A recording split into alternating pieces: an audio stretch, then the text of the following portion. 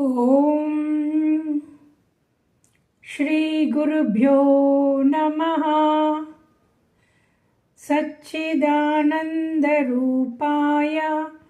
విశ్వోత్పత్యాదిహేతవే తాపత్రయ వినాశాయ శ్రీకృష్ణాయ వయం నమః.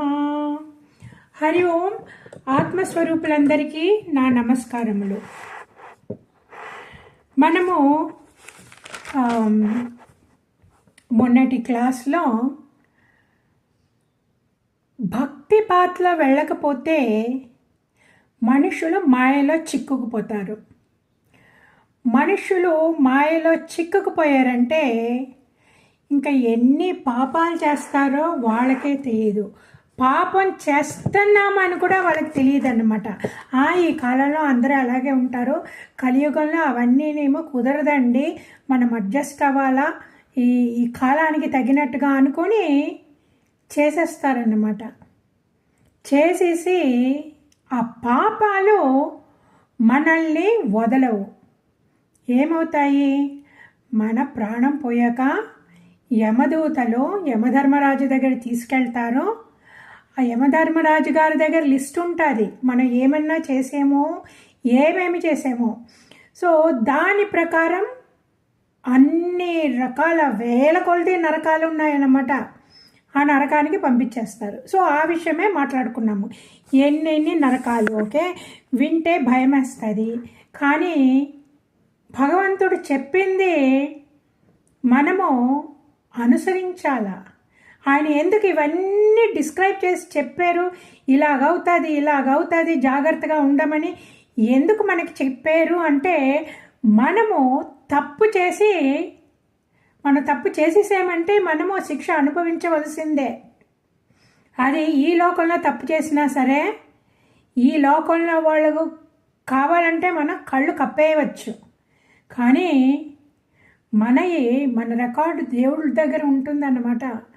దేవుడు కళ్ళు కప్పలేము. సో ఆ విషయాలు మాట్లాడుకుంటున్నాము. ఓకే, ఇప్పుడు సగమే అయినాయి, ఇంకా సగం ఉన్నాయి.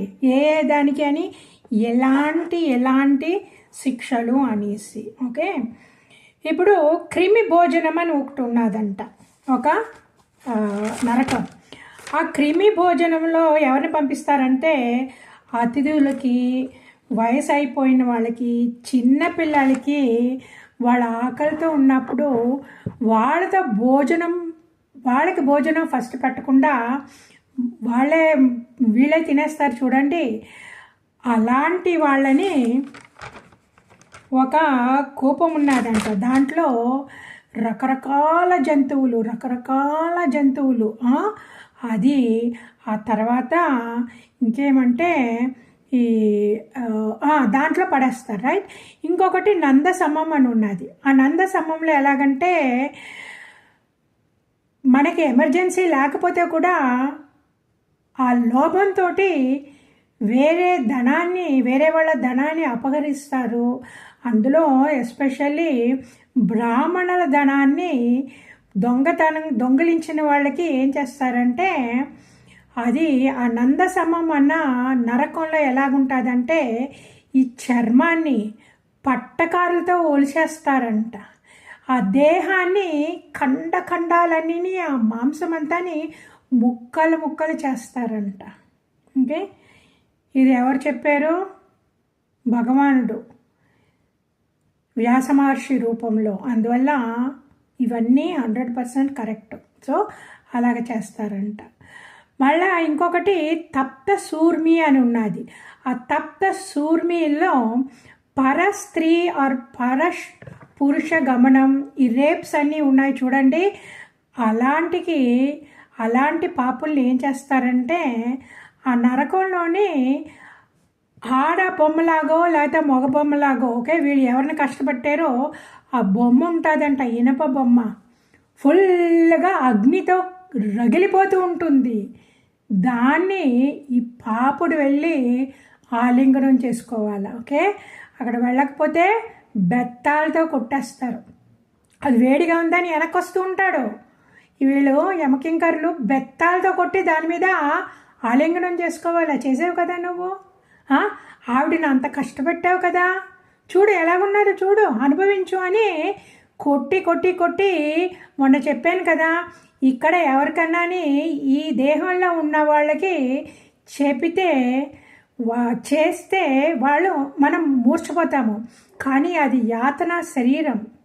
ఆ యాతన శరీరం వాళ్ళు మూర్ఛపోరు. ఇంకా ఎంత కాలం అలాగ అనుభవించాలో, ఆ శిక్షకి ఎన్ని కాలము అని కూడా యమధర్మరాజే నిర్ణయిస్తాడు. ఓకే, ఇంకొకటి వజ్రకంఠ కస్మాలి అని ఉన్నది. దాంట్లో కొంతమంది ఏం చేస్తారంటే అండి, పశువులు పక్షులు ఉన్నాయి కదా, వాళ్ళతో కూడా సంభోగం చేసి జనాలు ఉన్నారు. ఇది భూలోకంలో జరుగుతుంది, నాకు తెలుసు కొన్ని కంట్రీస్లో జరుగుతుంది అన్నమాట.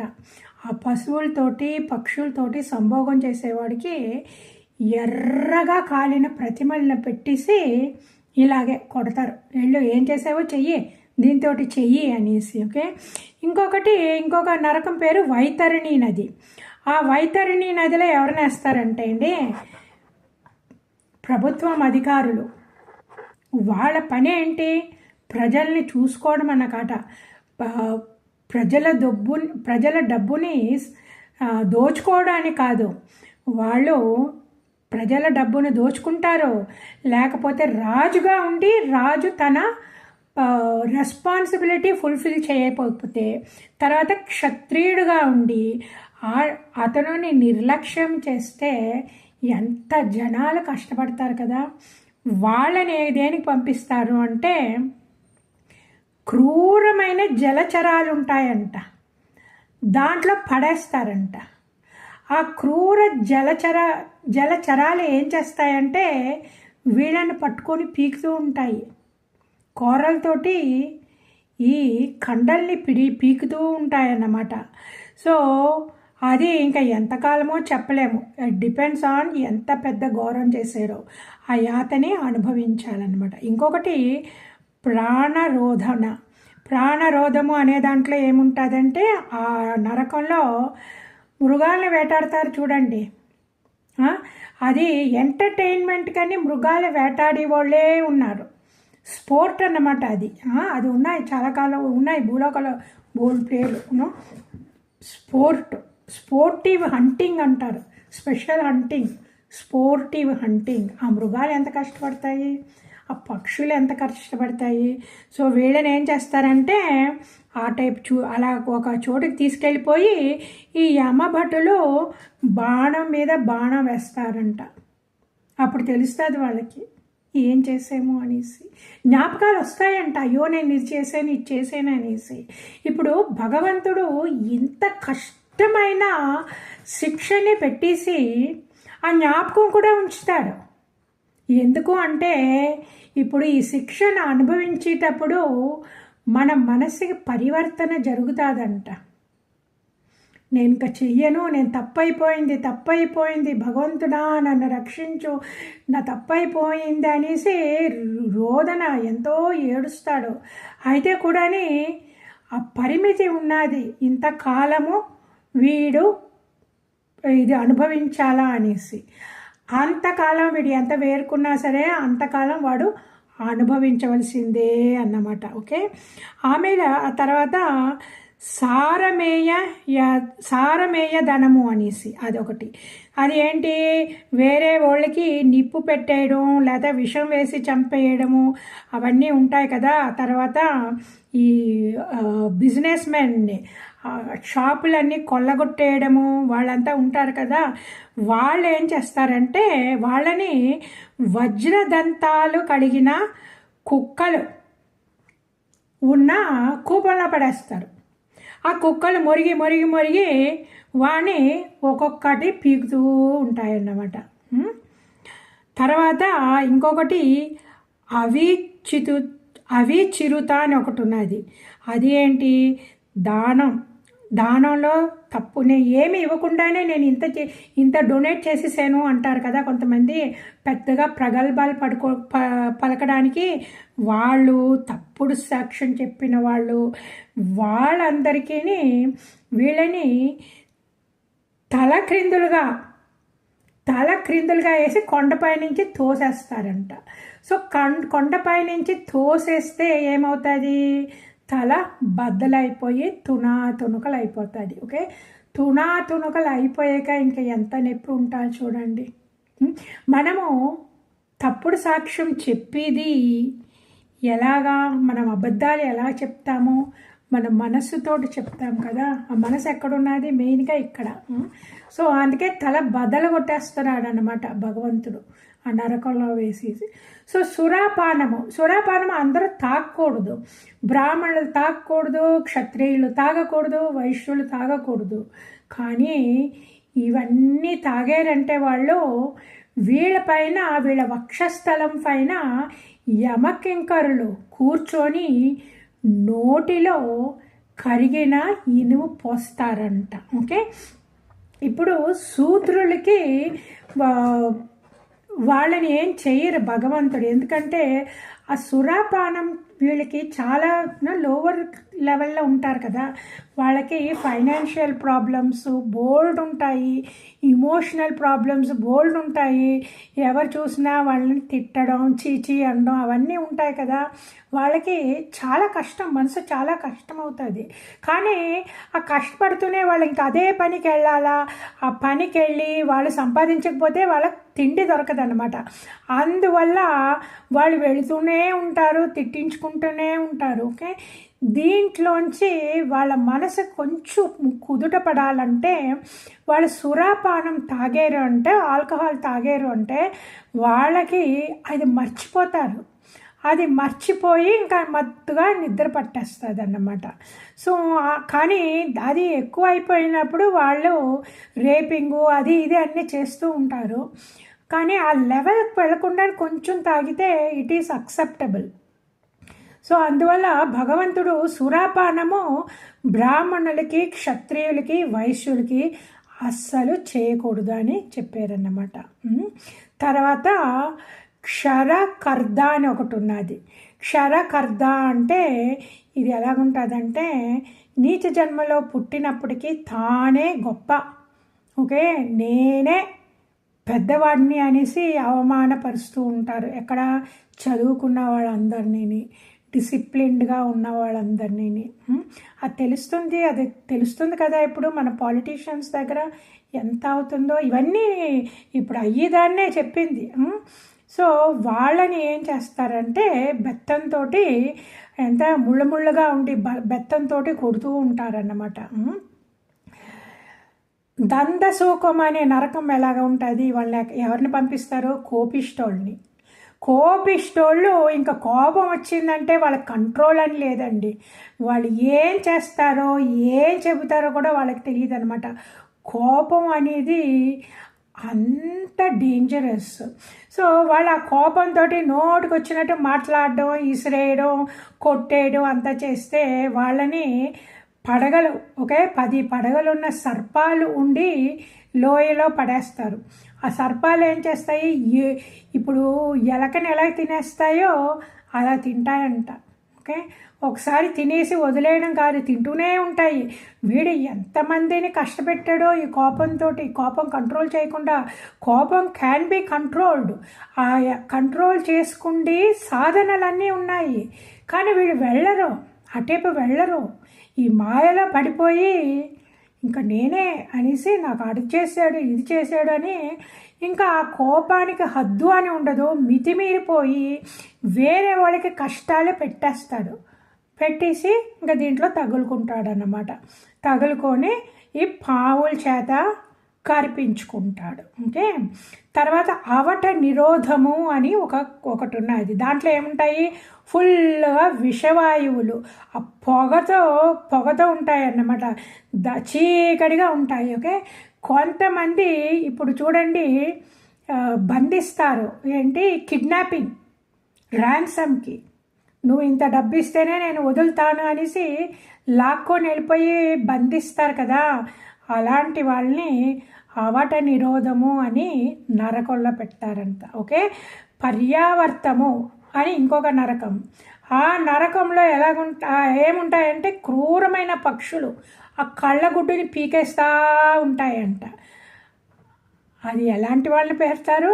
ఇప్పుడు అతిథులు వచ్చారంటే, అభాగ్యులు వచ్చారంటే, ఇంటికి ఎవరన్నా వస్తే మనకి ఇష్టం లేకపోతే కళ్ళు ఇలా కర్రగా పెట్టి ఒకలాగా వెటకారంగా మాట్లాడతారు చూసారా, అవన్నీ జరుగుతాయి. ఇవన్నీ జరిగే విషయాలన్నీ ఇష్టమైన వాళ్ళు, ఇష్టం లేని వాళ్ళు ఏదో విలేజ్ నుంచి ఎక్కడో వచ్చాడు అనుకోండి, ఇక్కడ ఏదో ఆసుపత్రి ఉన్నది, ఆ ఆసుపత్రిలో ట్రీట్మెంట్ తీసుకోవాలా, రోజు వెళ్ళడానికి ఆయన కుదరదు, ఆ హోటల్లో ఉండడానికి ఆయన దగ్గర డబ్బు ఉండదు. అలాంటి వాళ్ళు మనలాంటి వాళ్ళని అయ్యో ఆసుపత్రి ట్రీట్మెంట్ అండి, కొన్ని రోజులు ఉండాలండి, ఆ డాక్టర్ గారేమో ఒక వారం రమ్మన్నారు, ఏదేదో టెస్టులు చేయాలా అంటే మనకి ఇష్టం లేకపోతే కూడా అయ్యో పాపం వాళ్ళు కష్టంలో ఉన్నారు, ఆసుపత్రికి వెళ్ళాలంటే ఎంత ఖర్చు అవుతుంది, దాంతో కూడా వాళ్ళు హోటల్లో ఎలాగుంటారో మళ్ళీ రోజు వెళ్ళడానికి రాలేదు అనేసి అలాంటి వాళ్ళని చూసుకోవాలా. అలాగే అది వదిలేసి నువ్వు అలా చేసావు, నీకు అందుకే దేవుడు ఇలాంటిది ఇచ్చాడు అనేసి కోపంతో క్రూరంగా చేసి వాళ్ళు ఎందుకబ్బా వచ్చేమో ఇంటికి అనిపిస్తుంది. అలాంటి పనులు అవుతూ ఉంటాయి. సో అలాంటి వాళ్ళని ఏం చేస్తాడు అంటే దేవుడు క్రూరమైన పక్షులు ఉన్న దాంట్లో కళ్ళగుడ్డు చూపులతో ఇలాగే కదా వాళ్ళని వెటకారంగా చూడడం అవన్నీ చేస్తారు. సో అందుకే దేవుడు కళ్ళు పీకేస్తాడు, ఎలాగా పక్షుల చేత పీకించేస్తాడన్నమాట. కొంతమంది ఇంకేం చేస్తారు అంటే సూచీముఖము అని ఒక నరకం. దాంట్లో ఏంటి, ఇంకా సడన్గా ధనం వచ్చేస్తారు కొంతమందికి. అది వచ్చిందంటే వాళ్ళకి ఇంకా గర్వంకి ఇంకా పైన కింద పడిపోతారు వాళ్ళనమాట. వాళ్ళ నెల మీద నిలబడలేరు. ఎవరన్నా వచ్చారంటే, లేకపోతే ఎవరన్నా బిజినెస్లో ఫెయిల్ అయిపోయి లైఫ్లో ఫెయిల్ అయిపోయిన వాళ్ళు ఉంటారా, వాళ్ళని చూస్తే చాలా చులకన భావం అన్నమాట. ఆ చులకన భావం చేత అందరినీ అవమానిస్తారు. అలాగ అవమానం చేసేవాళ్ళు ఏమంటే, ఇప్పుడు మన ధనం వచ్చిందంటే ఆ ధనం ఎంతకాలం ఉంటుందో తెలియదండి. మన లక్ ప్రకారం ధనం ఎక్కువే ఉన్నది అనుకోండి, అది ఏమో చక్కగానేమో అన్నీనేమో ఫిక్స్డ్ డిపాజిట్స్ లేకపోతే రియల్ ఎస్టేట్ ఏదో పెట్టేసుకొని చక్కగా మనకి రెంట్ కూడా అద్దె కూడా చక్కగా వచ్చేస్తుంది అనుకోండి, ఇంకా ఏమీ అవ్వదు అనుకున్నామనుకోండి. అలాగేమన్నా ఉన్నదా? అలాంటిది ఏమీ లేదు. ఏం లేదండి, ఒక పెద్ద రోగం వచ్చిందంటే చాలండి, ఉన్నారంతా లక్షలు. ఇప్పుడు ఆసుపత్రికి ఒకసారి వెళ్ళామంటే, ఎస్పెషల్లీ హైటెక్ వెళ్ళామంటే, ఒక చిన్న రోగం ఉంటే కూడా వాళ్ళ పెద్ద రోగంలాగా లిస్ట్ చేసేసి ఇది చేసేస్తారు అన్నమాట. సో మన లైఫ్ ఈజ్ సో అన్ప్రెడిక్టబుల్. అది ఆలోచించడం మానేసి ధనంతో గర్వమైపోయిన వాడు వాళ్ళని ఏం చేస్తారంటే యమభటులు మన దేహాన్ని మనం వస్త్రాన్ని సూదితో ఎలా గుచ్చి మనం కుడతాం కదా, అలాగా మనల్ని కుడతారంట. ఎందుకు? మనం ధనం వచ్చేసింది అనేసి గర్వంగా మాట్లాడి చూటిపోటి మాటలు అన్నీ మాట్లాడతాం కదా. దిస్ ఇస్ ఏ మాయలో పడిపోయిన వాళ్ళు ఇలాగే చేస్తారు. It's all normal thing. It is all మాయా ప్రభావం అన్నమాట. సో ఇవన్నీ చేస్తారు. ఇవన్నీ చేసాక ఎదటి మనసు కష్టపడింది కదా, సో ఎందుకు కష్టపట్టావు అని, సరే నేను నిన్ను అలా కష్టపడతానని ఇలాగ రకరకాల కష్టాలు ఉన్నాయన్నమాట. ఇంకా 100,000 రకాల నరకాలు ఎన్నో ఉన్నాయి. పుణ్యాత్ములు మటుకు పుణ్యలోకాలకి వెళతారు. పుణ్యలోకాలకి వెళ్ళి ఆ పుణ్యం అకౌంట్ తీరిపోగానే మళ్ళీ భూలోకానికి వచ్చేస్తారు. ఆ భూలోకానికి వచ్చి ఇంకా ఇదే మైండ్ సెట్ ఉంటే వాళ్ళు పాపాలు చేస్తారన్నమాట. ఓకే, ఆ పాపాలన్నీ అవన్నీ నశించాలి అంటే ఒకటి నామ సంకీర్తన. నామం నామం చెప్పం, కృష్ణ అని చెప్పేమంటే అది నిజంగా కృష్ణుణ్ణి పిలిచినట్టు అన్నమాట. ఓకే, ఇప్పుడు ఒక క్లాస్లో ఒక 20 మంది పిల్లలు ఉన్నారనుకోండి. ఆ 20 మంది అబ్బాయిలు ప్యాంటు షర్టు, అందులో స్కూల్లో యూనిఫార్ము, అందరూ ఒకేలాగా ఉంటారు. ఓకే, ఒక 20 మంది పిల్లలు ఏ షర్ట్ వేసుకొని ఏ తెల్ల షర్ట్ పిల్లోడా అని పిల్లలేం మనము. అలాగ అంతమందిలో ఒక పిల్లోని పిల్లాలా అంటే ఎవరిని నేను పిలుస్తాము? ఓ నారాయణ, ఎక్కడ నారాయణ వచ్చాడా ఇవాళ స్కూల్కి అంటామా? ప్రజెంట్ చెప్పి ఉంటానా? సో అది ఏంటి, ఇప్పుడు నారాయణ అన్నామంటే అది ఆ పిల్లోడు, కరెక్ట్గా ఆ పిల్లోడు అక్కడే వస్తాడు, ఇంకెవరు రారన్నమాట. అలాగే మనం కృష్ణ అన్నామంటే కృష్ణుడు అక్కడే. దట్ కృష్ణుడికి ఆ నామానికి డిఫరెన్స్ ఏమీ లేదు. మనం కృష్ణ అన్నామంటే ఆ నామం భగవంతుని పిలిచాము. ఆ కృష్ణ అన్నప్పుడు అది మన హృదయం నుంచి భక్తితోటి ప్రేమతోటి కృష్ణ అన్నామంటే అండి, ఆ అనడంలో కూడా ఎన్నో రకాలు ఉన్నాయి. ఓకే, కృష్ణ కృష్ణ అనడం వేరే. ఓకే, కృష్ణ అని హృదయంలో పిలిచినప్పుడు ఎలాగుంటుంది అంటే ఒకసారి కృష్ణ అని పిలగలము, రెండోసారి ఆ కృష్ణ అని పిలిచేది స్లో అయిపోతుంది. ఓకే, మళ్ళా కృష్ణ అని పిలిచేది ఆ భక్తిభావంతో పిలిచేయమంటే కళ్ళల్లో నీళ్ళు వస్తాయి. ఆ లెవెల్లోకి వెళ్ళిపోయాక ఇంక మళ్ళా 4వసారి కృష్ణ అనాలంటే వెంటనే రాదు. ఎందుకు? కళ్ళల్లో నీరు వచ్చేసినట్లు మన గొంతుకులో కూడా పట్టేసుకుంటుంది. That is the power of ఆ పర్టికులర్ నామం. కాకి రూవొత్తు, తర్వాత షా. ఓకే, ఆ షా అన్న శబ్దమే ఒకలాగా వస్తుంది. ఆ తర్వాత షాకి నావొత్తు, ఇన్ని ఉన్నాయి. రూవొత్తు ఉన్నది, నావొత్తు ఉన్నది. ఆ నావొత్తు దేనికి షాకి వస్తుంది. ఈ కాంబినేషన్ ఎంత పవర్ఫుల్ కాంబినేషన్ అంటే మన మనస్సుని స్తంభించుతుంది. మన మనస్సు స్తంభించినప్పుడు మన మనస్సులో ఏదేదో భావాలు వస్తాయన్నమాట. ఆ భావంతో మనకి తెలియకుండానే కళ్ళలోంచి నీళ్ళు వచ్చేస్తాయి, గొంతుకు పట్టేస్తుంది. That is the power of the Krishna నామం. That's the most beautiful, most powerful నామం. ఆ నామం ఒక్కటే పెట్టుకున్నామంటే అండి, రోజు ఆ కూర్చొని చెప్పేటప్పుడు ఏడుపు వచ్చేసింది అనుకోండి, ఇంక పర్వాలేదు, ఏడుపు వచ్చేస్తే పర్వాలేదు, ఇంకా దాంతోనే కూర్చొని ఆ ఏడుపు ఎప్పుడు తగ్గిందో తగ్గేటప్పుడు మనం కృష్ణ అన్నామంటే కృష్ణ రాదు వెంటనే, వెక్కిళ్ళు వచ్చేస్తాయి. పర్వాలేదు రానియండి, వెక్కుళ్ళు వచ్చేయనియండి. ఆ వెక్కుళ్ళు కొంతసేపు అయితే ఆగుతాయి. ఆగి ఓ అని ఏడుపు వచ్చేస్తుంది. ఆ ఏడుపు ఎలాగా వెక్కి వెక్కి వెక్కి వెక్కి వెక్కి వెక్కి ఏడవడం అలాగొచ్చిందనుకోండి, ఆ లెవెల్కి వచ్చేసేది అనుకోండి, ఆ ఒక్క సాధన చాలు, ఇంకేం అక్కర్లేదు. ఈ సాధనలో ఏమవుతుందంటే మనసు స్తంభించిపోతుంది. అందుకే కదా అంటారు, నిశ్చల తత్వం జీవన్ముక్తి అని శంకరాచార్యుల వారు రాసిన పాటల్లో ఉన్నాయి. నిశ్చల తత్వం జీవన్ముక్తి అని. సాధన చేసేటప్పుడు అది వచ్చేసింది అనుకోండి, మీరు ఇంకేం చెయ్యక్కర్లేదు.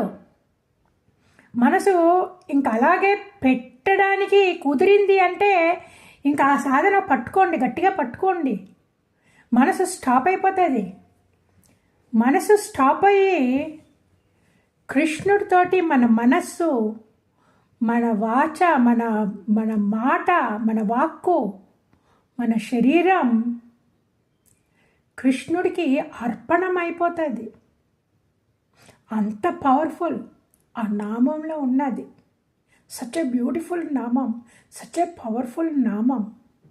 ఓకే, సో అందుకే అంటున్నారు, ఈ హరినామ సంకీర్తము చేపట్టిన వారికి, శరణాగతులు అయిన వారికి, ఓకే, ఇంకా ఆ లెవెల్ రాలేదు అనుకోండి, అప్పుడు మనం ఆ లెవెల్కి, పై లెవెల్కి వెళ్ళాలంటే ఏం చేయాలంటే, ఇంకా మాయలో ఉన్నామో మాయ నుంచి బయటకు వచ్చేయాలా, నాకు భగవంతుడే కావాలని ఆ బార్డర్లో ఉంటారు చూసారా కొంతమంది, వాళ్ళు ఏం చేయాలంటే, ఇదన్నీ క్వాలిఫికేషన్స్, వాళ్ళు ఏం చేయాలంటే మాంసం తినేవాళ్ళుగా ఉంటే మాంసం మానేయాల, ఆల్కహాల్ తాగేవాళ్ళుగా ఉంటే ఆ తాగుడు మానేయాల. ఓకే, ఆ తర్వాత మనసు ఉన్నదిలే చూడండి, ఆ కోతిలాంటి మనసు, ఆఫీస్లో అది పనిచేసేటప్పుడు వేరే ఆడవాళ్ళు ఎలాగున్నారు, ఏం డ్రెస్ వేసుకొని వచ్చారు, వాళ్ళ శరీరం ఎలాగున్నారు, ఇవన్నీ జరుగుతాయి. ఇవన్నీ కళ్ళు వెళతాయన్నమాట, మగవాళ్ళ కళ్ళు. ఓకే, వీళ్ళకి పెళ్ళయ్యి అన్నీ ఉంటాయి, కానీ ఆఫీస్లో వేరే ఆడపిల్లలందరూ వస్తారు కదా చక్కగాని డ్రెస్ చేసుకొని, ఇవన్నీ కళ్ళు వెళ్తాయన్నమాట. అలాగే ఆడవాళ్ళు కూడాని మగవాళ్ళ మీద చక్కగా ఒక young fellow, very nicely dressed, very good looking, smart అంటే కళ్ళు వెళతాయి. ఎందుకు, ఇది మాయా. మనం ఈ మనసు, this a problem with the మనసు అన్నమాట. ఆ భక్తి పాత్రలో వచ్చిన వాళ్ళకి మనసు కంట్రోల్ చేయడం నేర్చుకుంటారు. ఓకే, కంట్రోల్ చేయడం ఎలాగా, మన కళ్ళు ఎంత అందాన్ని చూడాలనిపిస్తుంది ఆడవాళ్ళకి మగవాళ్ళకి. ఇప్పుడు మనమే బయటికి వెళ్ళేమో అంటే ఎవరన్నా ఒక ఆవిడ చక్కగా ఉన్నారు, అందంగా ఉన్నారు, చాలా చక్కగా డ్రెస్ చేసుకున్నారు అంటే మనమే చూస్తాం కదా, ఆడవాళ్ళే చూస్తాం కదా. ఎందుకంటే మనము ఆ అందాన్ని ఆస్వాదిస్తామన్నమాట. మనం ఆడవాళ్ళు చూసేటప్పుడు ఆస్వాదిస్తాము. చాలా కొంతమందికి మటుకు అసూయ వస్తుంది. కానీ ఎవరో వెళ్తున్నారు, రోడ్లో వెళ్తున్నారు, చక్కగా ఉన్నదమ్మా అమ్మ, ఆ దేవుడు ఎంత చక్కగా చేశాడు కదా, ఆవిడ చూడు ఎంత గ్రేస్ఫుల్గా ఉన్నది ఆవిడను అని అన్నాం కదా, మనమంతా చూసాం కదా ఇవన్నీ. So this is the nature of the mind. కానీ మనకి చెడ్డ ఆలోచన ఎప్పుడు వచ్చింది అంటే, మనము మాయ మనల్ని లాగుతుంది అని, అది వెంటనే కనిపెట్టి మనము కంట్రోల్ చేయాలి. ఎలా కంట్రోల్ చేయడము, ఆ మనసుకి ఇంకొక అందమైన రూపాన్ని ఇవ్వడం అన్నమాట. ఇంకొక అందమైన రూపం ఎవరు, శ్రీకృష్ణుడి కంటే అందమైన రూపం ఎవరన్నా ఉన్నారా, శ్రీకృష్ణుడి కన్నా ఇంటెలిజెంట్ ఎవరన్నా ఉన్నారా, శ్రీకృష్ణుడి కంటేని జోకులేసేవారు ఎవరన్నా ఉన్నారా, శ్రీకృష్ణుడి కంటేని సహాయం చేసేవాళ్ళు ఎవరన్నా ఉన్నారా, ఎవరు లేరన్నమాట. ఆ శ్రీకృష్ణుని మనం పట్టుకున్నామంటే ఎలాగుంటుందంటే, మనం ఆ భక్తిలోకి వెళ్ళిపోయామంటే అండి, భక్తిలోకి వెళ్ళి ఆ సాధనలో ఉన్నామంటేనే మనుషుల్ని చూస్తే ఎలాగుంటుందంటే, ఎంత స్మార్ట్, ఎంత అందమో, ఎంత చక్కగా వాళ్ళు డ్రెస్ చేసుకున్నా, ఎంత చక్కగా మాట్లాడినా మన కళ్ళకి ఎలా కనబడుతుందంటే, ఈ వేదాంతంలో మునిగిపోయిన వాళ్ళకి ఎలా కనబడుతుంది అంటే, ఈ శరీరం ఒక చర్మంతో చేసిన మూట. ఆ చర్మంతో చేసిన మూటలో ఏమున్నాయి, రక్తం ఉన్నది, చీము ఉన్నది, మూత్రం ఉన్నది, మలం ఉన్నది, రైట్. ఇది ఆ లోపల ఇన్ని ఉన్నాయి. కఫంతో వాసన, ఒకరోజు స్నానం చేయకపోతే శరీరం వాసన వచ్చేస్తుంది. అందులో వేడి చాలా హాట్ ప్లేసెస్ ఉన్నాయి కదా, అక్కడ సాయంకాలం పొద్దున స్నానం చేసినా సరే సాయంకాలం స్నానం చేయకపోతే మన శరీరం ఎంత వాసన వచ్చేస్తుంది, చెమట వాసన. సో అది జ్ఞాపకం వస్తుంది అన్నమాట.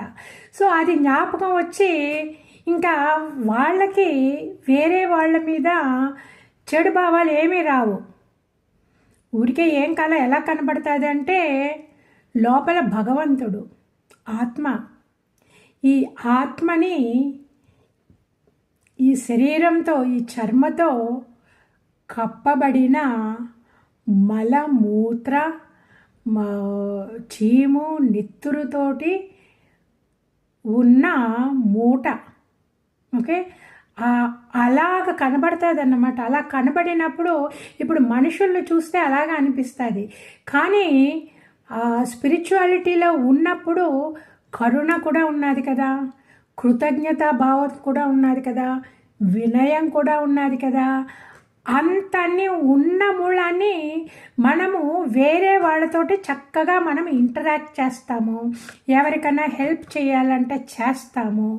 కానీ వేరే చెడు భావనలు ఏమీ రావు కదంటే మనకి నిజం తెలిసిపోయింది కదా.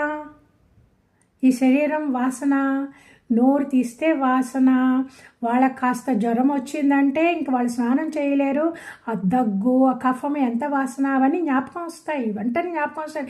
That is the power of the జ్ఞాన నిష్ట. ఈ బార్డర్లో ఉంటారు చూసారా, ఇంకా జ్ఞాననిష్ట ఫుల్గా రాలేదు, వైరాగ్యం కూడా సరిగా ఇంకా రాలేదు, ఈ బార్డర్లో ఉంటారు చూసారా, వాళ్ళకి ఇది జ్ఞాపకం వస్తుంది. అందువల్ల వాళ్ళు తప్పు చేయరన్నమాట. తర్వాత వాళ్ళు జూదాన్ని కూడా దూరంగా ఉంటారు. సో అందుకే కృష్ణ భక్తిని అలవాటు చేసుకున్నామంటే మన హృదయము నిర్మలం అవుతుంది. మనము హృదయం ఎప్పుడు నిర్మలం అవుతుందో అప్పటి నుండి మన వైకుంఠ యాత్ర ప్రారంభమవుతుందన్నమాట. ఓకే, ఇప్పుడు ఇవన్నీ చెప్పారు కదా, చెప్పాక ఇప్పుడు పరీక్షిత్ మహారాజు అడిగారన్నమాట. ఇదంతా ఈ కథ అంతా చెప్పింది సుఖ మహర్షి గారు కదా. ఇప్పుడు పరీక్షిత్ మహారాజు అడిగారన్నమాట, మహాత్మా, ఈ జనులు ఈ మాయలో పడిపోయి ఈ పాపకోపంలో పడిపోతున్నారు కదా అందరూ, వీళ్ళని ఎలాగ రక్షించాలి అనేసి, వీళ్ళనందరినీ ఎలాగ రక్షించి భగవంతుడి వైపు తిప్పాలి అని పరీక్షిత్ మహారాజ్ అడిగారు. చూడండి, ఆయన ఇంకా 7 రోజులు ఉన్నదన్నమాట ఆయన చనిపోవడానికి. ఆ 7వ రోజులో ఇప్పుడు ఎంత మనము end of the 5th chapter 6th చాప్టర్లోకి వచ్చాము, 6వ స్కందంలోకి వచ్చామన్నమాట. ఏంటి, సో 7 రోజుల్లో ఆల్మోస్ట్ 2.5 days అయిపోయినాయి ఆయనకి. అయిపోతే ఇప్పుడు నేను నాది అని ఉండొచ్చు కదా ఆయన, నాకు భగవంతుడు కావాలా, నా హృదయం నిర్మలం అవ్వాలా అని ఆయనకి కరుణతో అడిగారన్నమాట. ఈ జనులు పాపకోపంలో పడకుండాని ఎలాగ రక్షించాలి, ఎలాగ భగవంతుడి వైపు తిప్పాలి అని సుఖ మహర్షిని అడిగారన్నమాట. ఇప్పుడు సుఖ మహర్షి గారు పరీక్షిత్తుని పరీక్షిస్తున్నారు. ఇప్పుడు నేను ఇన్ని కథలు చెప్పాను కదా, పరీక్షిత్కి అర్థమయ్యిందా, ఆయన లోతుగా వెళ్తున్నారా, అర్థమయ్యిందా అని అడగడానికి ఈయన పరీక్షిస్తున్నారన్నమాట. ఓకే, టెస్ట్ చేస్తున్నారు. ఎలా టెస్ట్ చేస్తున్నారు, నువ్వు అడిగిన ప్రశ్న చాలా ఇంపార్టెంటు. అయితే ఏమంటే వాళ్ళు ప్రాయశ్చిత్తం చేసుకోవాలా అన్నారన్నమాట. ప్రాయశ్చిత్తం, ఓకే, ఒక్కొక్క పాపానికి ఒక్కొక్క లాంటి ప్రాయశ్చిత్తం ఉన్నది, రైట్. సో వాళ్ళు ఒక్కొక్కదానికి ప్రాయశ్చిత్తం చేసుకోవాలా. ఇప్పుడు కలుపు మొక్కలు తీసినట్టు కలుపు మొక్కలు తీస్తాము, మళ్ళా కలుపు వచ్చేస్తుంది, మళ్ళా తీస్తాము, మళ్ళా వచ్చేస్తుంది, మళ్ళా తీస్తాము, మళ్ళా వచ్చేస్తుంది. ఇంకా ఎన్ని రకాల ప్రాయశ్చిత్తం చేయాలి? ఇంకా ప్రాయశ్చిత్తం చేసుకుంటూనే ఉండాలా? ఇప్పుడు ఇప్పుడు ఏనుగు ఉన్నదంటే ఆ ఏనుగుని మామటివాడు చెరువులోకి తీసుకెళ్ళి స్నానం చేయిస్తాడు. చక్కగా రుద్ది రుద్ది రుద్ది స్నానం చేయిస్తాడు. స్నానం చేసాక ఏమవుతుంది అంటే క్లీన్గా అయిపోయింది కదా. ఆ ఏనుగు కూడా తొండంతో నీళ్లు తీసుకొని జల్లుకుంటుంది అనమాట. ఫుల్గా జల్లుకొని చక్కగా స్నానం చేసి బయటకు వస్తుంది. బయటకు వచ్చి ఏనుగు ఏం చేస్తుంది? అక్కడ మట్టి ఉంటే మట్టిని తొండంతో తీసుకొని మళ్ళీ మట్టిని శరీరం మీద పోసుకుంటుంది. ఎందుకు? ఏనుగు మనసు అలాంటిది, రైట్? ఒకసారి క్లీన్ అయింది, క్లీన్గా ఇప్పుడు క్లీన్ అయిపోయాను మళ్ళీ మట్టి పోసుకోకూడదని దానికి అనిపించదు, మళ్ళీ వచ్చేస్తానమాట. సో పరీక్షిత్ మహారాజ్ అన్నారు, ఇప్పుడు ప్రాయశ్చిత్తం అంటున్నారు, ఇంకా ఎన్ని ప్రాయశ్చిత్తాలు చేయడము, ఎన్నో పాపాలు మనకు తెలియకుండానే చేసేస్తాము. ఆ ప్రాయశ్చిత్తాలన్నీ కూడా చేయలేము. మన మనసు ఇలాగ ఉన్నంత వరకుని మనము ప్రాయశ్చిత్తం చేసుకోవాలంటే ఇది ఏంటి, దీంతో క్లీన్ అయ్యేదే లేనా అని అడిగారన్నమాట. అది అడిగిన క్వశ్చన్కి సుఖ మహర్షి గారికి చాలా సంతోషం అయిపోయింది. ఎందుకో నా భక్తుడికి అర్థమయ్యింది. Because is becoming more and more intelligent, sharp అవుతుంది మైండ్. ఇప్పుడు ఈ ప్రాయశ్చిత్తం చేసుకోవడము సూపర్ఫిషియల్ ట్రీట్మెంట్ లాగా ఆయనకు తెలిసింది, మంచిది. ఆయనకు సంతోషమయ్యి ఆయన నవ్వారంట. నవ్వి అన్నారంట, మనలో మనుషులలో పరివర్తన జరగాలి. పరివర్తన జరిగితేనే వాడు పాపం చేయడం తగ్గిస్తాడు, మెల్లగా ఆ పాపాలు చేయడం కూడా పోతుంది. అందువల్ల దైవభక్తి ఒకటే మార్గం. ఓకే, దైవభక్తి ఎలాగ పనిచేస్తుంది అంటే, ఇప్పుడు చీకటిగా అయిపోయింది కదా, రాత్రి చీకటి అయిపోయింది కదా, సూర్యరశ్మి రాగానే ఏమవుతుంది చీకటికి? సూర్యరశ్మి ఇంకేం చెయ్యక్కర్లేదు, ఆటోమేటిక్గా చీకటి పోతుంది. అలాగే దైవ భక్తి ఉన్నది అంటే ఆటోమేటిక్గా వీడు తప్పులు చేయడము మానేస్తాడు, మనసు నిర్మలమవుతుంది. ఆ మనసు నిర్మలమైన మూలాన ఆ పాత జ్ఞాపకాలు, పాత సంస్కారాలు, పాత టెండెన్సీస్ పోతాయి. అందువల్ల దైవభక్తికి మించిన మార్గం ఇంకేమీ లేదన్నారన్నమాట. ఓకే, ఇప్పుడు ఆ దైవభక్తుడిని యమదూతలు కూడా తీసుకెళ్ళడానికి భయపడతారంటండి. ఎందుకంటే ఈ భక్తుడి నోట్లో నామం వస్తుంది, ఆ నామానికి యమదూతలు కూడా భయపడిపోతాడంట. ఓకే, ఇది చెప్పడానికి ఒక విషయం జరిగిందన్నమాట, ఆ కాలంలో జరిగింది. ఏం జరిగింది అంటే, కన్యాకుబా అని ఒక ప్రదేశం ఉన్నది. ఆ కన్యాకుబాలో ఒక మంచి బ్రాహ్మణ కుటుంబం. ఆ బ్రాహ్మణ కుటుంబంలో అజామిళుడు అని ఒక అబ్బాయి. ఆ అబ్బాయి ఇంకా ఎంత మంచివాడు అంటే, ఆ వేదాల్లో అంతా ఆరితేరినవాడు. వృద్ధులు పెద్దలు అంతే ఎంతో ఆయనకి భక్తి. వాళ్ళకి ఏం చేయాలో, వాళ్ళంతా ఎలా సంస్కరించాలో, ఎలా హెల్ప్ చేయాలో అవన్నీ తెలుసు అన్నమాట.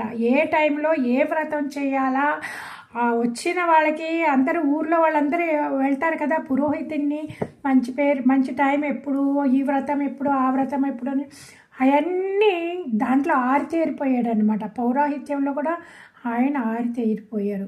వాళ్ళ బ్రాహ్మణులు ఏమేమి చేయాలో అవన్నీ కరెక్ట్గా కరెక్ట్ టైంలో, ఏకాదశి ఏంటి, గ్రహణం ఏంటి, సంకష్టి ఏంటి, ఎన్నెన్నో ఉన్నాయి కదా, అవన్నీ కరెక్ట్గా చేసేవారు అన్నమాట ఆయన. అంత మంచి మనిషి. ఆయనకి భార్య, ఒక 2 పిల్లలు అంతా ఉన్నారు.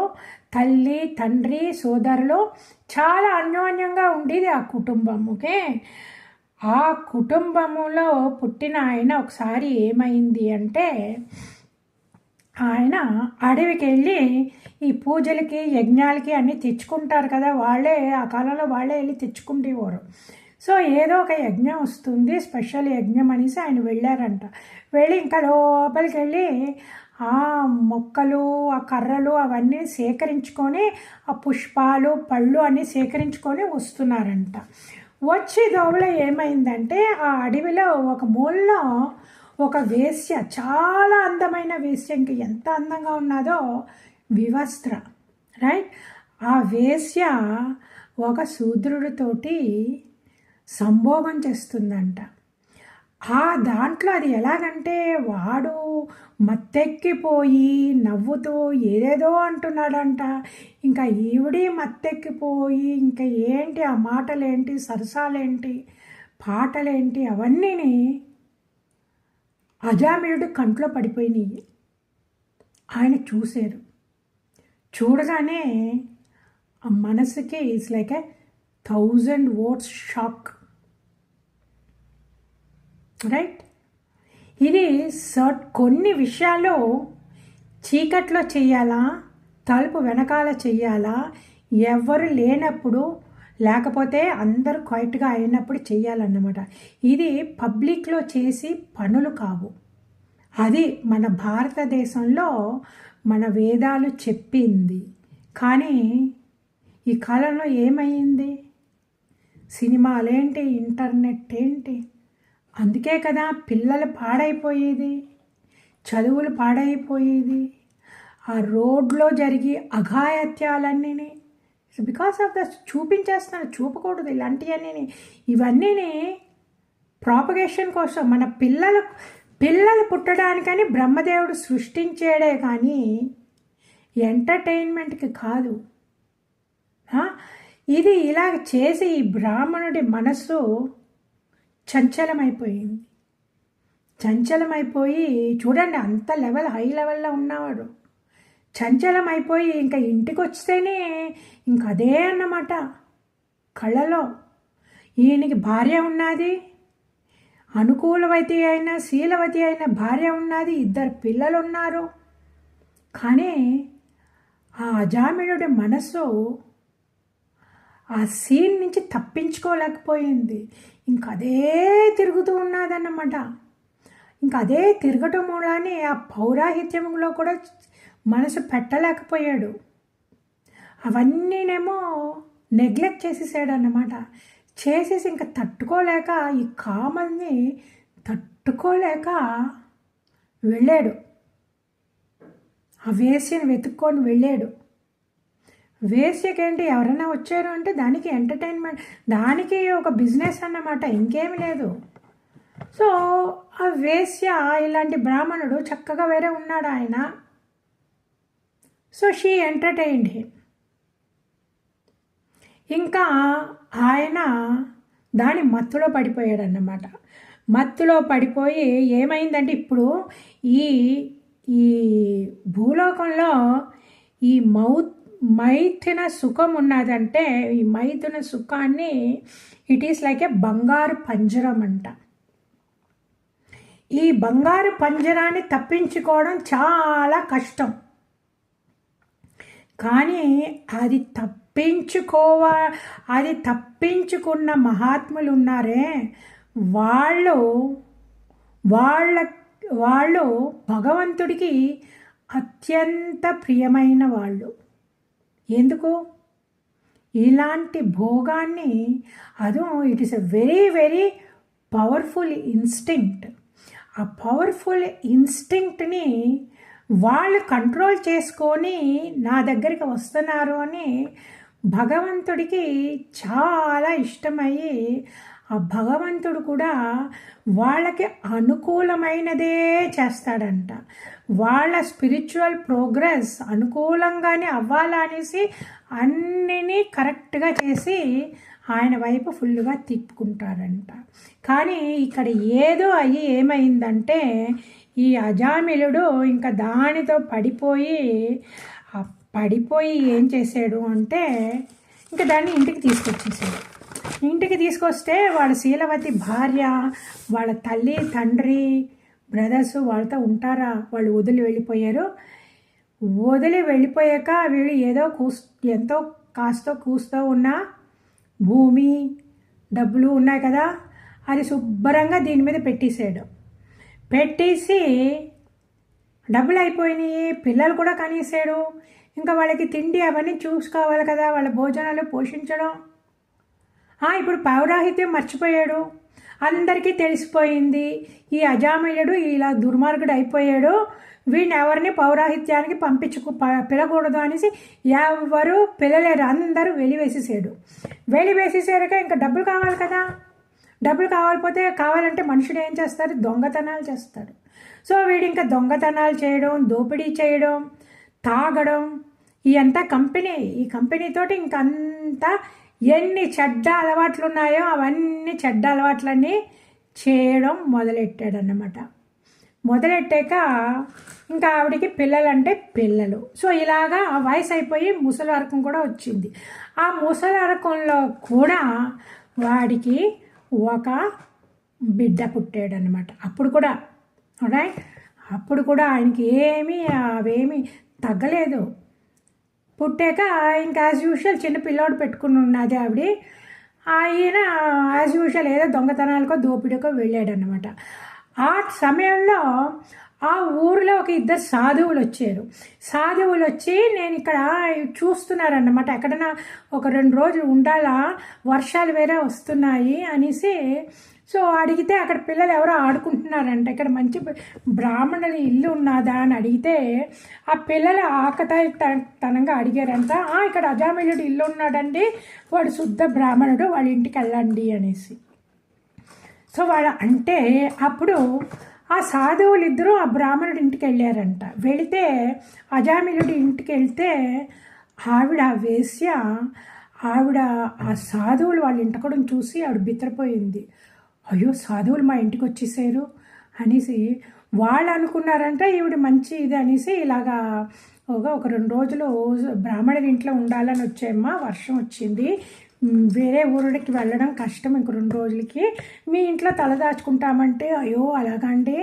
కానీ ఆయనేమో బ్రాహ్మణుడే, కానీ నాతో చేరి ఇలాగ అయిపోయాడు, భ్రష్టుడు అయిపోయాడు, నేనా వేశ్యని, నేను మిమ్మల్ని మా ఇంట్లో ఎలా పెట్టుకుంటానండి అని చేసిన పాపాలన్నీ చెప్పేసింది. ఆయన ఇలాగ అయిపోయాడు, మంచి కుటుంబంలోంచి వచ్చిన ఆయన నాతో చేరిపోయి ఇలాగ అయిపోయాడు, నేను పాపిష్టి దాన్ని, మీ వంటి వాళ్ళకి నేను ఆతిథ్యం ఇవ్వలేము అన్నాడంత ఆవిడ. ఓకే, ఆవిడ హానెస్టీ చూసి ఆ సాధువులకి జాలి అనిపించింది. సాధువులకి ఏంటి, ఎప్పుడన్నా ఎవరినైనా చూస్తే వాళ్ళకి మనసులో ఉండేది ఒకటే, వీళ్ళని ఎలాగ దేవుడి వైపు తిప్పించడము అనేసి. చూడండి, పరీక్షిత్ మహారాజ్ అడిగారు కదా క్వశ్చన్, పాపంలో నీ పాపాత్మని ఎలాగ దేవుడి పక్క తిప్పించడం అనేసి. సాధువులు కూడా మనసులో ఎప్పుడు ఇదే ఉంటుందండి.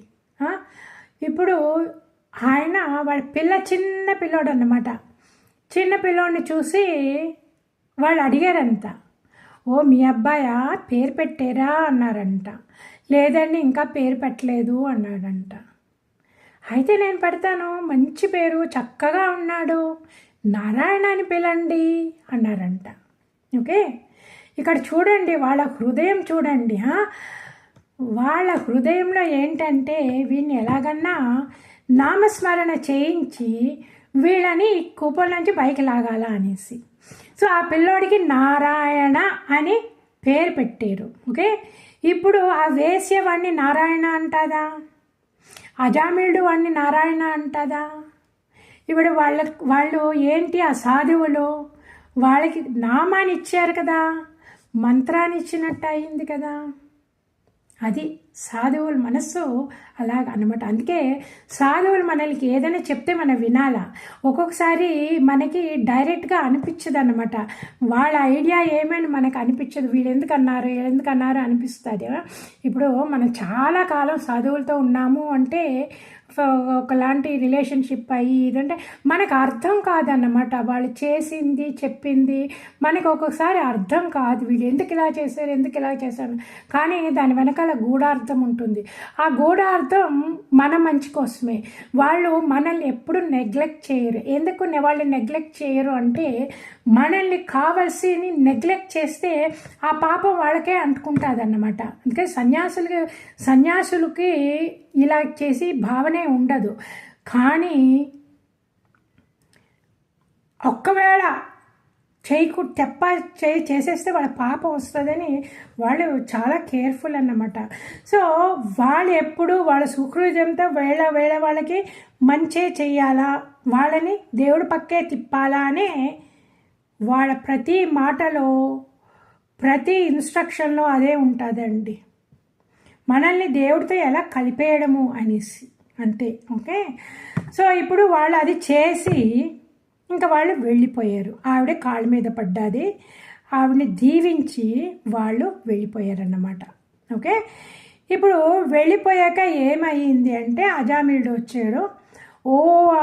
ఆయనకి చాలా సంతోషమైంది. ఎందుకంటే సాధువులు ఇంటికి వచ్చారు, నా కొడుక్కి నామకరణం చేశారు, నారాయణ అని చేశారని. ఆ పాత ఆయన బ్రాహ్మణుడు కదా, శుద్ధ బ్రాహ్మణుడు కదా. ఈ మాయ, ఈ వేశ్యతో సంగమం అనేది మాయ. ఆ మాయలోంచి కొంచెం పైకి వచ్చాడనమాట. పైకొచ్చి ఆయనకి తెలిసింది అని సంతోషపడ్డాడు. కానీ సంతోషపడి ఇంకా అలాగా ఆ పిల్లోడిని నారాయణ నారాయణ నారాయణ అని ప్రేమగా పిలిచేవాడు. ఆ ప్రేమ ఎవరికి? ఆ కొడుకు అన్నమాట. ఆ కుమారుడి పైన ప్రేమ, ఇంకా భగవంతుడి పైన ప్రేమ ఇంకా రాలేదు. ఎందుకంటే చాలా కింద పడిపోయాడు. చాలా కింద పడిపోయిన వాళ్ళు పైకి ఎత్తడం కొంచెం కష్టం. సో అందువల్ల కింద పడిపోయిన మూలాన్ని ఇది చాలా కుమారుడు అఫెక్షను, నారాయణుడు నారాయణుడు నారాయణ నారాయణ నారాయణ, ఇంకా ఆవిడ నారాయణ నారాయణ, ఈయన నారాయణ నారాయణ, ఒకలాగా మంత్ర జపంలాగా అయిపోయింది అనమాట. అయిపోయి అజామిలుడికి వయసు అయిపోయి ఇంకా లాస్ట్ మినిట్ డెత్ బెడ్ మీద ఉన్నాడనమాట. అప్పుడు కూడా ఆ ప్రీతి, ఆ పిల్లోడి మీద ప్రీతి, నారాయణ నారాయణ నారాయణ అని పిలిచేవాడు. ఓకే, ఇంకా లాస్ట్ మినిట్లో వీడు ఇంత పాపాలు చేశాడు కదా, మనస వాచ కాయ ఇంత పాపాలు చేశాడు కదా. అందువల్ల 3 యమబంటులు వచ్చారన్నమాట. ఆ యమదూతలు చూడ్డానికే భయంగా ఉంటారు. నల్లగా పెద్ద కూరలతోటి, వాళ్ళ ఆ శరీరాలతోటి, వికృతమైన శరీరాలు రూపాలతోటి, ఆ తలలు కూడా, ఆ వెంట్రుకలు కూడా ఇనుములాగా అన్నమాట, ఊసల్లాగా ఉంటాయంట. అది చూడగానే భయపడిపోయాడు ఆయన. భయపడిపోయి అయ్యో వాళ్ళు మా నారాయణని, మా పిల్లోడిని కూడా తీసేసుకుంటారు అనేసి నారాయణ నారాయణ నారాయణ అని పిలిచాడంట. ఓకే, పిలగానే ఆ నారాయణ అనే దాంట్లో 4 అక్షరాలు, 4 విష్ణుదూతలు వచ్చారంట. ఓకే, ఆ 4 విష్ణుదూతలు వచ్చి అక్కడ నిలబడ్డారంట.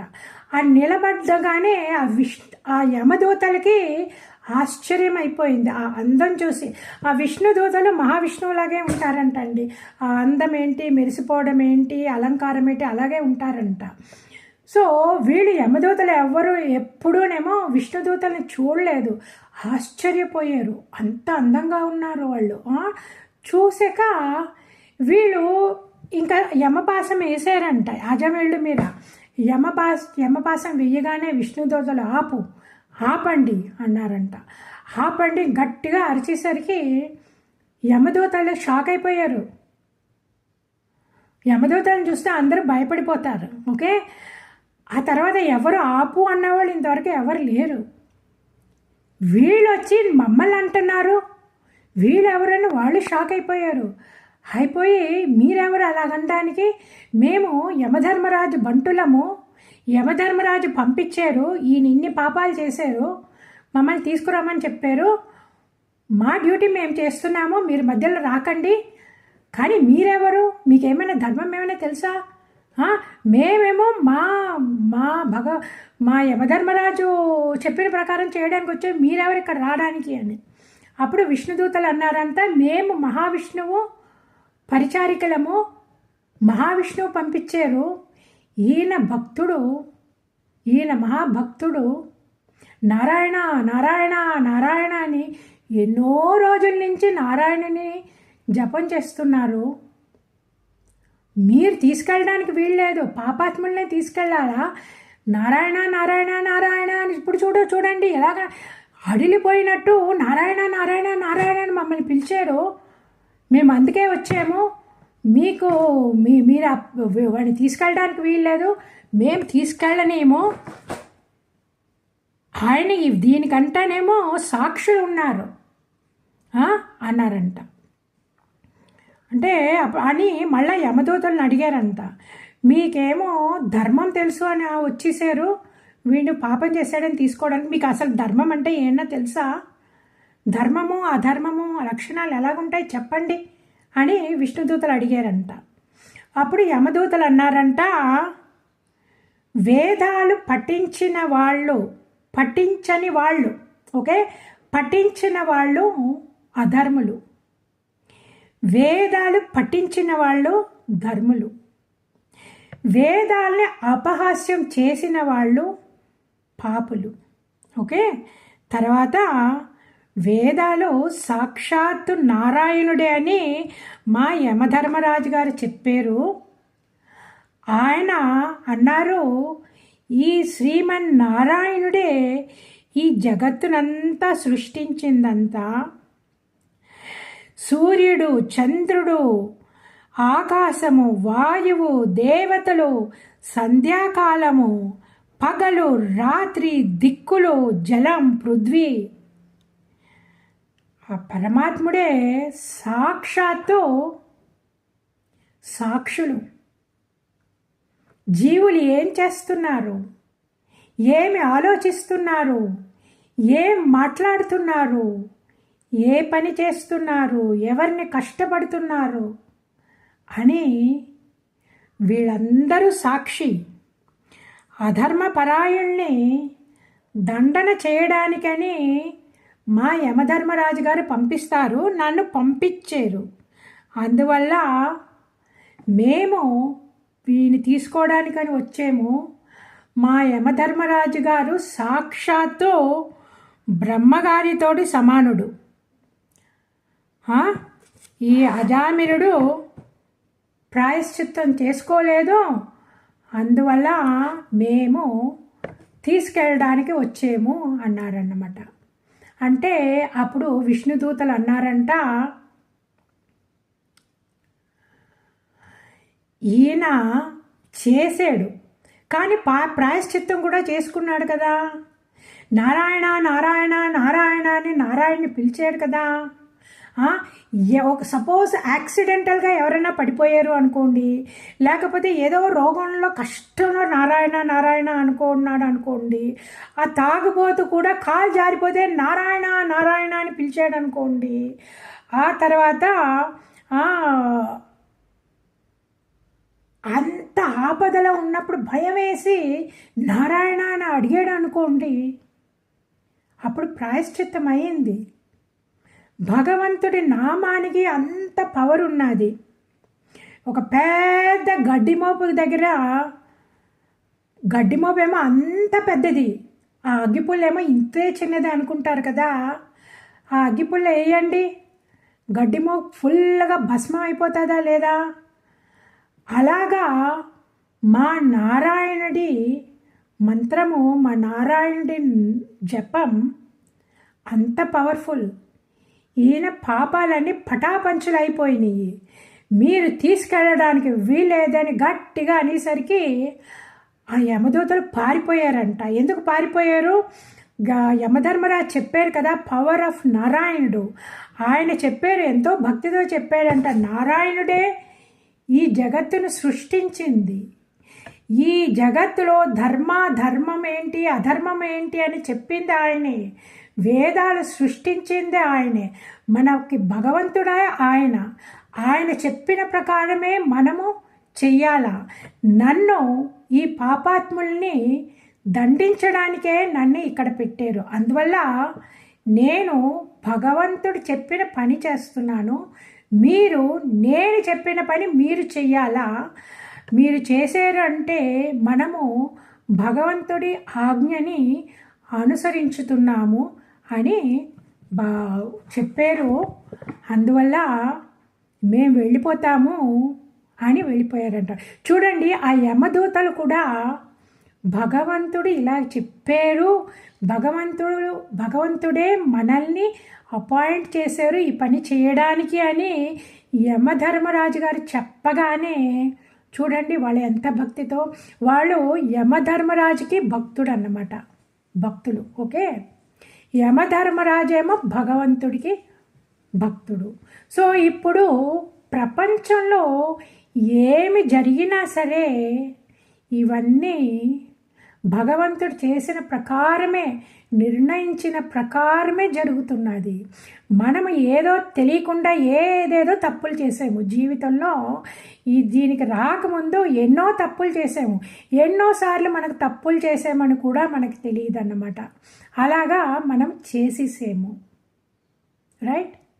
కానీ ఆ నామస్మరణలోకి వచ్చేసి ఇప్పుడు డిసిప్లిన్ చెప్పారు కదా, మనసు కంట్రోల్లో ఉండాలా, మాంసం తినేవాళ్ళు వదిలేయాలా, తర్వాత సురపానం చేసేవాళ్ళు వదిలేయాలా, తర్వాత ఇల్లీగల్ రిలేషన్షిప్ ఉన్న వాళ్ళు కూడా వదిలేయాలా. వదిలేసి రమ్మనండి, వాళ్ళని భగవంతుడి వైపు రమ్మనండి, నామస్మరణ చెయ్యమని చెప్పండి. వాళ్ళ పాపాలన్నీ గడ్డి మోపు ఎలాగ భస్మం అయిపోతుందో అలాగ భస్మం అయిపోతుంది అని చెప్పారు విష్ణుదూతలు. ఓకే, సో ఆ ప్రకారమే మనము కూడా నడుచుకుంటున్నామన్నమాట. ఆ కృష్ణుడి నామం పెట్టుకొని మనం మైమర్చిపోయామంటే అండి ఇంకా మనకి ఇంకేం అక్కర్లేదు. ఎందుకో అది ఆటోమేటిక్ కృష్ణుడి దగ్గరికి వెళ్ళైపోయామన్నమాట మనము. కానీ ఆ లెవెల్ వచ్చే వరకు మనం సాధన చేయాలి. ఓ